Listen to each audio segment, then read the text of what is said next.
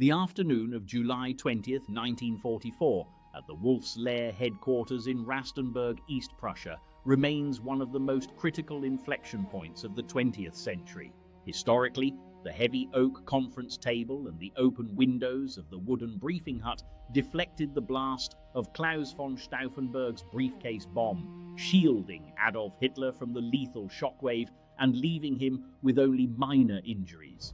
In our alternate timeline, however, the briefing is held not in the sweltering open-air wooden hut, but inside the reinforced concrete guest bunker where the thick walls trap the explosive energy, multiplying the overpressure.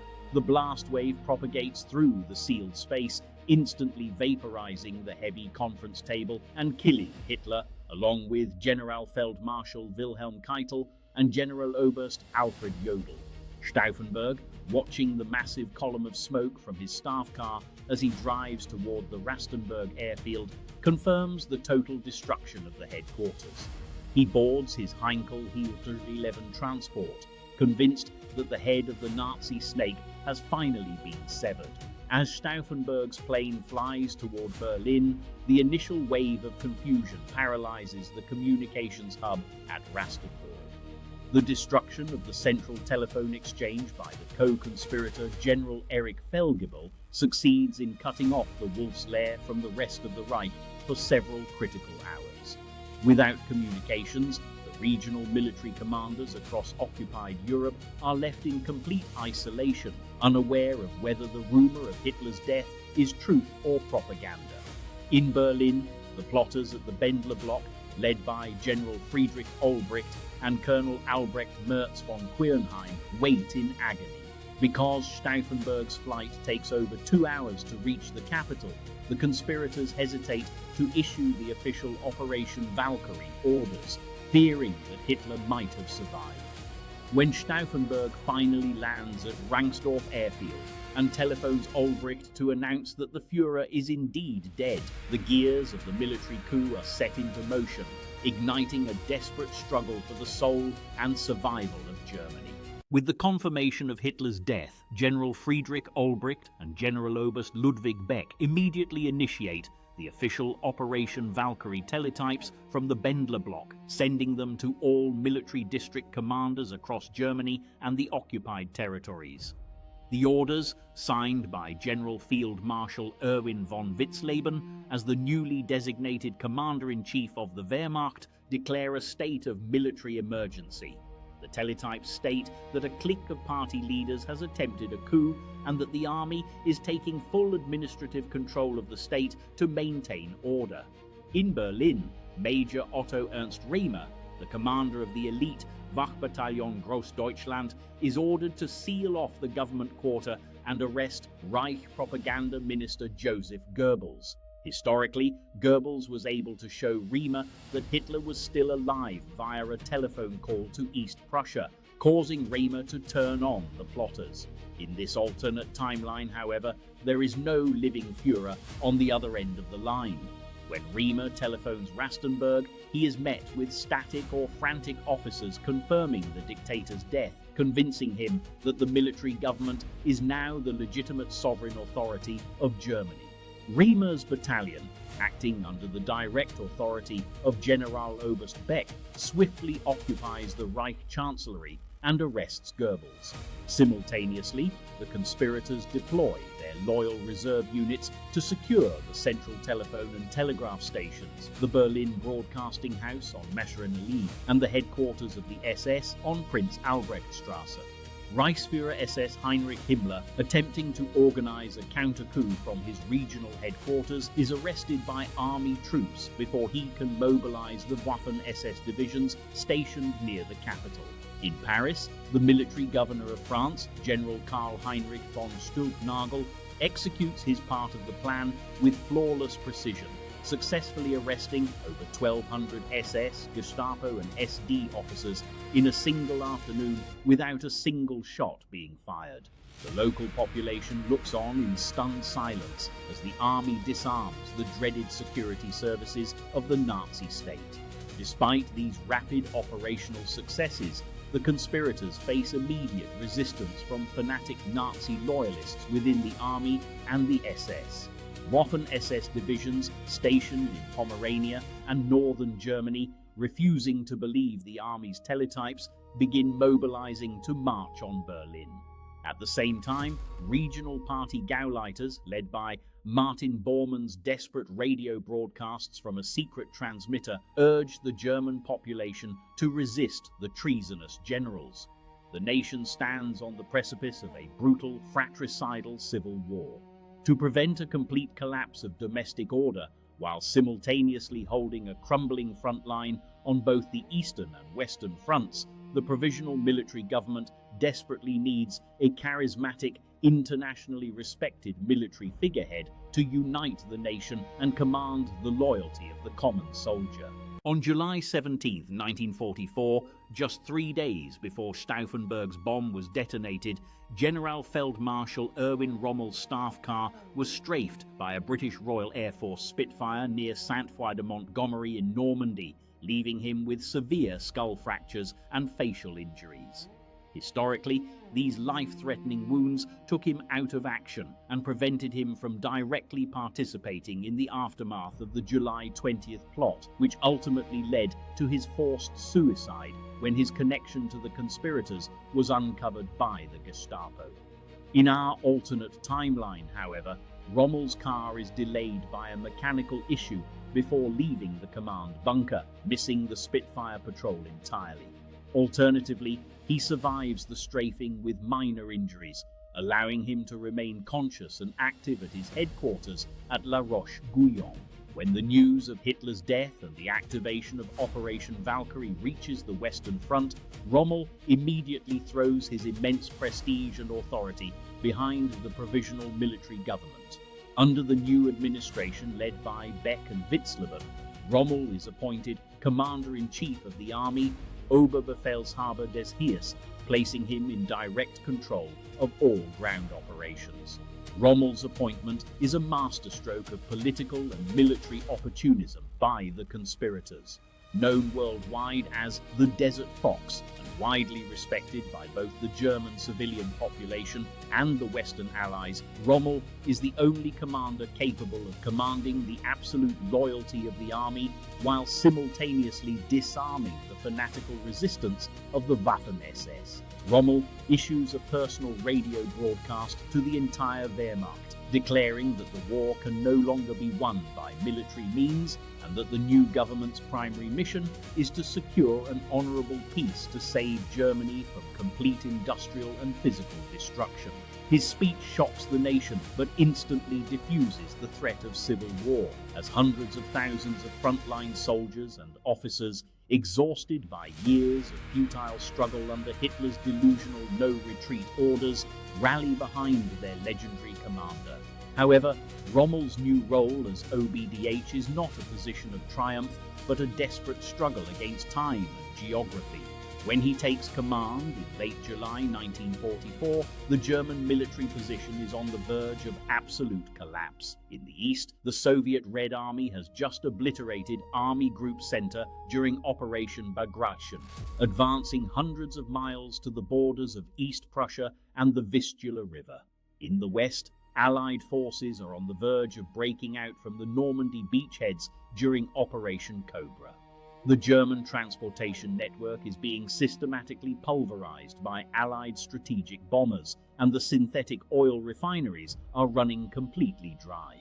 Rommel recognizes that to save Germany from a brutal Soviet occupation and eventual partition, he must act immediately to neutralize the Western Front through diplomatic negotiations, even if it means surrendering all conquered territories in the West. With full executive authority over the Western Front, Rommel immediately bypasses the traditional diplomatic channels and attempts to establish direct contact with the Allied Supreme Commander, General Dwight D. Eisenhower, and the commander of the 21st Army Group, General Bernard Montgomery. Rommel proposes a sweeping, unilateral military ceasefire.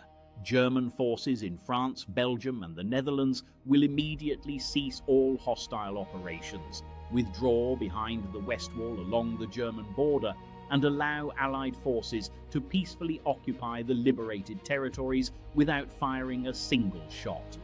In exchange, Rommel demands that the Western Allies halt their advance at the German frontier and agree to a separate peace treaty, leaving the Wehrmacht free to redeploy its remaining panzer divisions and heavy artillery from France to the Eastern Front to hold the line against the rapidly advancing Red Army. Rommel's proposal is driven by a deep, desperate belief that the Western Allies share Germany's fear of a complete Bolshevik domination of Europe.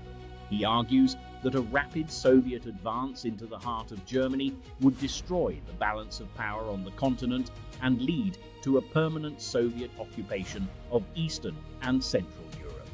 In secret meetings held at the French chateau of La Roche-Guyon between German emissaries and Allied intelligence officers, the conspirators paint a vivid picture of a post-war Europe, where a stable, demilitarized German state serves as a powerful shield against Soviet expansion.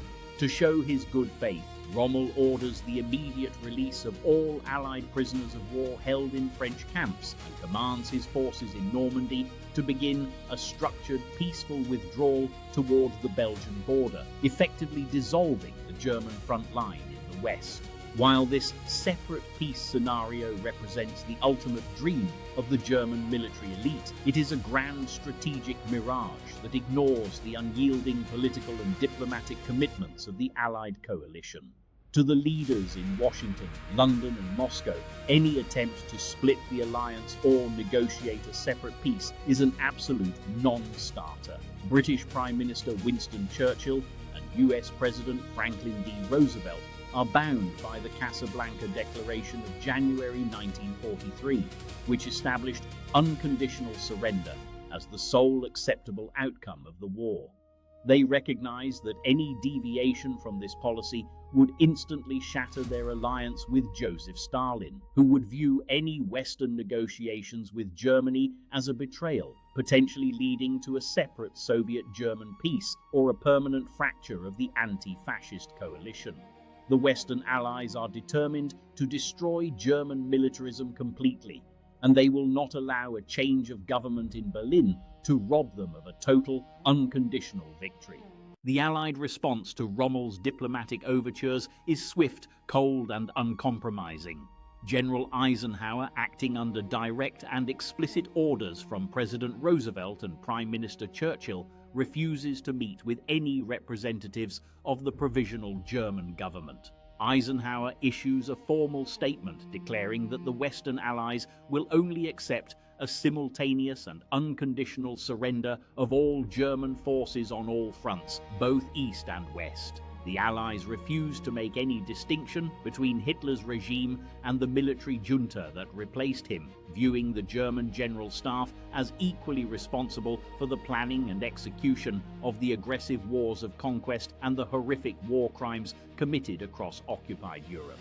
This rejection is a crushing psychological blow to Rommel and the Berlin conspirators, who had pinned all their hopes on a separate peace. Furthermore, the news of the secret German Western peace feelers is leaked to Moscow, triggering a wave of intense fury and paranoia inside the Kremlin.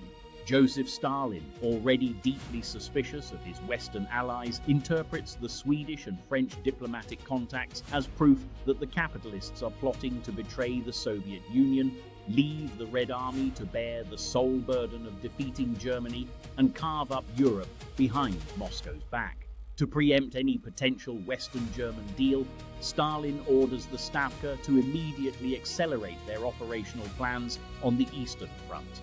The Red Army launches the massive Vistula-Oder offensive months ahead of schedule, committing millions of men, thousands of tanks, and overwhelming air power to smash through the German defenses in Poland and drive straight for the Oder River, just 40 miles from Berlin. As the Red Storm erupts in the east, the German military position disintegrates at an unprecedented rate. In the west, because Rommel had already begun withdrawing his forces and dissolving his defensive lines to facilitate the proposed ceasefire, the Allied armies under Montgomery and Patton surged through the open gaps, rapidly liberating Paris, Brussels, and Antwerp. The Wehrmacht's unilateral withdrawal rather than securing a peaceful frontier, merely turns into a chaotic rout. The German soldiers, realizing that their leaders are desperately suing for peace and that the war is fundamentally lost, lose all will to fight. Entire divisions surrender to the advancing British and Americans, hoping to be captured by the Western Allies rather than being left to face the wrath of the approaching Red Army in the east. By the winter of 1944, the Provisional German government under Ludwig Beck and Erwin Rommel is caught in a vice of its own making. Rommel's desperate strategy of abandoning the West to reinforce the East has completely backfired. The rapid, unresisted advance of the Western Allies through France and Germany's western borders has turned into a race for Berlin. In the east, the Wehrmacht's attempt to establish a solid defensive line along the Oder River collapses as the depleted divisions, starved of fuel and ammunition, are overwhelmed by the Red Army's sheer numerical and material superiority.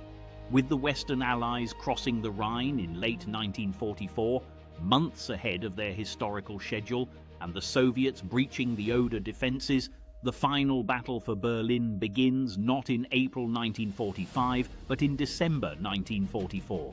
Rommel, facing the absolute destruction of his nation and recognizing the futility of further bloodletting, makes the final agonizing decision to surrender. In January 1945, the Provisional Government signs an unconditional surrender on all fronts. Because the Western Allies advanced so rapidly through the dissolved Western Front, they occupy the vast majority of Germany, including Berlin, Saxony and Thuringia, before the Red Army can cross the Oder. This dramatic shift in the post-war occupational zones permanently alters the Cold War landscape, leaving a unified Western-aligned German state stretching all the way to the Polish border, while the Soviet sphere of influence is restricted to Poland, Hungary and the Balkans. The success of Operation Valkyrie, rather than preserving a German Reich, ultimately accelerated its defeat and ensured its complete unconditional submission to the Allied coalition,